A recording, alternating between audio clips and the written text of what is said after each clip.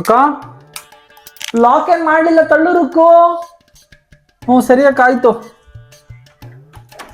ಯಾಕಮ್ಮ ರುಕ್ಕು ಇಷ್ಟೊಂದು ಲೇಟ್ ಇವತ್ತು? ಅಯ್ಯೋ ಅಕ್ಕ ರಾತ್ರಿ ಎಲ್ಲ ನನ್ನ ಗಂಡ ಕುಡಿದ್ಬಿಟ್ಟು ಜಗಳ ಆಡ್ತಿದ್ದ ಕಣಕ್ಕ, ಅದಕ್ಕೆ ಇಷ್ಟೊಂದು ಲೇಟ್ ಆಯ್ತು. ಇಲ್ಲ ಬೇಗ ಬಂದ್ಬಿಡುವೆ, ಬೆಳಗ್ಗೆನೆ ಬಂದ್ಬಿಡ್ತಿದ್ದೆ. ನನ್ನ ಗಂಡ ಕುಡ್ಬಿಟ್ಟು ಜಗಳ ಆಡ್ತಿದ್ದ. ಸ್ಕೂಲ್ ಫೀಸ್ ಕಟ್ಟಿಲ್ಲ, ಏನೂ ಕಟ್ಟಿಲ್ಲ ಕಣಕ್ಕ. ಏನ್ ಮಾಡ್ಲಿ ನಾನು? ಮನೆ ಬಾಡಿಗೆನೂ ಕಟ್ಟಿಲ್ಲ, ಲೈಟ್ ಬಿಲ್ ಕಟ್ಟಿಲ್ಲ, ಸಂಘಗಳಿಗೆ ದುಡ್ಡು ಕೊಟ್ಟಿಲ್ಲ, ಏನು ಮಾಡಲ್ಲ ಅಕ್ಕ, ಏನು ಮಾಡಲ್ಲ. ಅವ್ನು ಕಟ್ಕೊಂಡಿನ ಕಾಲಾಗ್ಲಿಂದ ಇವತ್ತವರೆಗೂ ಯಾವ್ದ್ರಲ್ಲೂ ಸುಖ ತರಲಿಲ್ಲ ಕಣಕ್ಕ.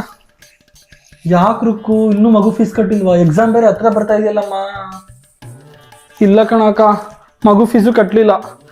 ಈ ಸಲ ಎಕ್ಸಾಮ್ಗೂ ಕೂರ್ಸಲ್ಲ ಅಂತ ಕೂತವ್ರೆ. ಹಾಲ್ ಟಿಕೆಟು ಕೊಡ್ತಾ ಇಲ್ಲ ಕಣಕ್ಕ ಅವನಿಗೆ. ಒಂದು ಬುಕ್ಕು ಪೆನ್ಗೂ ಕೂಡ ಅಕ್ಕಪಕ್ಕದವ್ರನ್ನ ಕೇಳೋ ಪರಿಸ್ಥಿತಿ ನಂಗೆ ಬಂದೈತೆ. ಏನ್ ಮಾಡ್ಲಿ ಅಂತಾನೆ ಗೊತ್ತಾಯ್ತಾ ಇಲ್ಲ. ಸರಿ, ಸ್ವಲ್ಪ ಬೇಗ ಬೇಗ ಕೆಲಸ ಮುಗಿಸ್ಬಿಡಮ್ಮ, ನಾನು ಸ್ವಲ್ಪ ಹೊರಡೆ ಹೋಗ್ಬೇಕು. ಅಂತ ಒಂದು 10,000 ರೂಪಾಯಿ ಇದೆ, ಅಮೌಂಟ್ ಕೊಡ್ತೀನಿ. ಅದನ್ನ ಹೋಗ್ಬಿಟ್ಟು ಫಸ್ಟ್ ಮಗು ಫೀಸ್ ಕಟ್ಬಿಡಿ ನೀವು. ಅಕ್ಕ ಗುಡ್ಸ ಆಯ್ತು ಅಕ್ಕ,